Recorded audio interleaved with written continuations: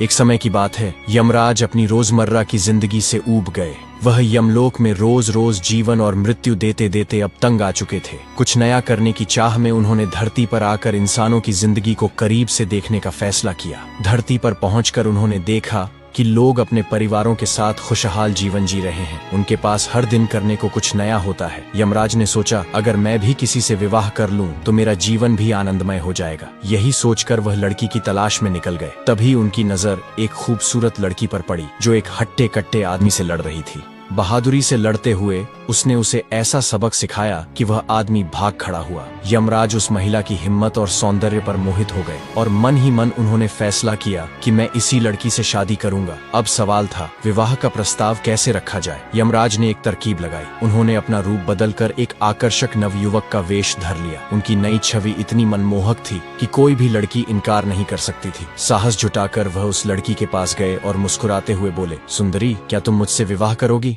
यमराज की सुंदरता देख वह लड़की खुशी खुशी यमराज से शादी करने के लिए तैयार हो गई। फिर दोनों विवाह कर लेते हैं और साथ साथ रहने लगते हैं। लेकिन पृथ्वी पर रहने के लिए यमराज को अपनी दैवीय शक्तियों का त्याग करना पड़ा। शुरुआती दिनों में वे दोनों बहुत खुश थे। कुछ समय बाद उनके घर एक बेटे का जन्म हुआ जिसका नाम उन्होंने यश कुमार रखा। बेटे के आने से घर में खुशियां तो बढ़ गईं, लेकिन इसके साथ ही पत्नी का ध्यान भी बेटे की देखभाल में ही लगा रहने लगा। धीरे धीरे उसका मन यमराज से हटने लगा। अब छोटी छोटी बातों पर झगड़े होने लगे।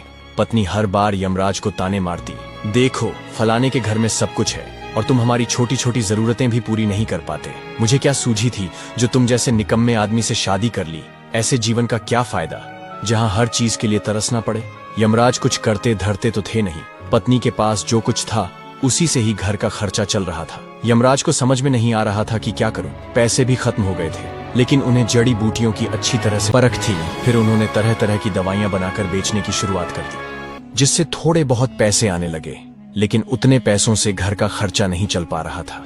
ऊपर से पत्नी के रोज के ताने सुनने पड़ते थे। रोज रोज के तानों से बचने के लिए यमराज ने घर पर आना ही छोड़ दिया। लेकिन यमराज की पत्नी यमराज की दुकान पर जाकर भी उन्हें खरी खोटी सुना आती थी।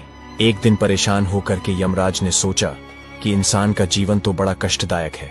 न जाने मुझे क्या सूझी थी कि यहाँ पर आकर मैंने शादी कर ली। इससे तो अच्छा मेरा यमलोक ही है। ये सोचकर वह बिना बताए घर पर यमलोक की ओर लौट गए। लेकिन इधर उनकी पत्नी को इस बात से कोई फर्क नहीं पड़ रहा था कि उसका पति कहाँ गया। उसने थोड़ा बहुत पति को ढूंढा, फिर छोड़ दिया और अपने बेटे के साथ मग्न हो गई। कुछ साल बाद उसका बेटा यश कुमार बड़ा हो गया और यमराज की पत्नी बूढ़ी और बीमार रहने की वजह से मर गई। यश कुमार अकेला हो जाने के कारण अब काफी परेशान रहने लगा।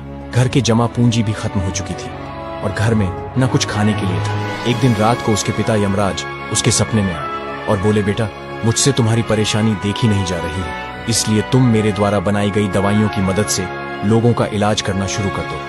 लेकिन एक बात का ध्यान रखना, जब तुम किसी मरीज का इलाज करने जाना तो सबसे पहले उसके सिरहाने की तरफ देखना। अगर तुम्हें मैं वहाँ पर बैठा दिखूं तो उस मरीज का इलाज बिल्कुल मत करना और जिसके सिरहाने में नहीं बैठा होऊंगा तुम उसी का इलाज करना, क्योंकि अगर मैं बैठा हूँ तो इसका मतलब है कि उसकी मृत्यु निश्चित है। इतना सुनकर यश कुमार की नींद खुल जाती है। उसे अपना सपना बड़ा अजीब लगता है, लेकिन फिर भी वह अपने पिता की बात मानकर लोगों का इलाज करना शुरू कर देता है। यश कुमार जिसका भी इलाज करता था वह तुरंत ठीक हो जाता था। थोड़े ही दिनों में यश कुमार की ख्याति दूर दूर तक फैल गई। हर कोई अपना इलाज यश कुमार से ही करवाने की सोचता है। एक बार उस नगर के राजा की बेटी बहुत बीमार पड़ जाती है। हर तरह के वैद्य उसका इलाज करते हैं, लेकिन कोई सफल नहीं होता। ऐसे में कोई उस राजा को यश कुमार के बारे में बताता है। राजा यश कुमार को महल में बुलवाते हैं और राजकुमारी के इलाज की बात करते हैं। जब यश कुमार राजा की बेटी को देखने जाता है तो देखता है कि उसके सिरहाने में उसके पिता यानी यमराज बैठे हुए हैं। यह देखकर यश कुमार बोला कि आप सभी बस थोड़ी सी देर के लिए बाहर निकल जाएं। मैं अकेले में राजकुमारी की बीमारी को देखना चाहता हूँ। यह सुनकर सभी कमरे से बाहर चले जाते हैं। तब यश कुमार अपने पिता के सामने हाथ जोड़कर कहता है कि पिताजी, इसकी जान मत लो। अगर इसका इलाज मेरे हाथों हो जाएगा तो मेरी किस्मत बदल जाएगी। यमराज कहते हैं, असंभव, इसका समय पूरा हो चुका है, मैं इसे नहीं छोड़ सकता। यश कुमार अपने पिता से काफी मिन्नतें करने लगता है। तब यमराज कहते हैं, मैं सिर्फ तुम्हारे खातिर 5 दिन के लिए इसकी जान बख्श देता हूँ, लेकिन छठे दिन उसके प्राण पखेरु उड़ा दूंगा। तभी यश कुमार बाहर आकर राजा को बताता है कि राजकुमारी राजकुमारी की बीमारी बहुत गंभीर है, मैं 5 दिन बाद ही कुछ कह पाऊंगा। यश कुमार घर आकर बहुत परेशान होकर सोचने लगता है कि अगर मैंने किसी तरह राजकुमारी के प्राण बचा लिए और उसे ठीक कर दिया तो महाराज मुझे राज्य वैद्य बना देंगे और मेरी जिंदगी बहुत अच्छी तरह से बीतने लगेगी। यह सोचकर वह रात को अपनी माँ को पुकारने लगता है और बोलता है, मेरी माँ कहाँ है? तेरा बेटा तुझे बुला रहा है। यश कुमार की माँ, जो अपने बुरे कामों की वजह से भूत बनकर धरती पर ही भटक रही थी, अपने बेटे की पुकार सुनकर तुरंत बेटे के पास आ जाती है। यश कुमार अपनी माँ को सारी बात बताता है। तब उसकी माँ उसके पिता को काबू करने का उपाय बताती है। धीरे धीरे करके 5 दिन बीत जाते हैं। जब छठा दिन आता है तो यश कुमार राजकुमारी के कमरे में जाकर चिंतित होकर अपने पिता के इंतजार में बैठ जाता है। तभी यमराज वहाँ आ जाते हैं। यमराज को देखकर यश कुमार को अपनी माँ के द्वारा कान में कही गई बात याद आती है। वह झट से कहता है, माँ आप बाहर क्यों खड़ी हैं? अंदर आ जाओ, देखो पिताजी आ गए हैं। माँ का नाम सुनकर यमराज भयभीत हो जाते हैं और सोचते हैं कि अगर इसकी माँ यहाँ आ गई तो मुझे यहाँ से जाने नहीं देगी। यमराज तुरंत बिना वक्त गंवाए वहाँ से चले जाते हैं। जैसे ही यमराज जाते हैं, राजकुमारी अपनी आंखें खोल देती है और वह धीरे धीरे पूरी तरह से स्वस्थ हो जाती है।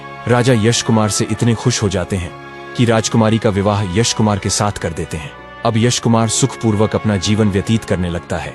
दोस्तों, कहानी का निष्कर्ष ये है कि हमें कभी भी अपनी जिंदगी से बोर नहीं होना चाहिए। जैसी जिंदगी मिली है उसी में हमें खुशी ढूंढकर अच्छे से रहना चाहिए।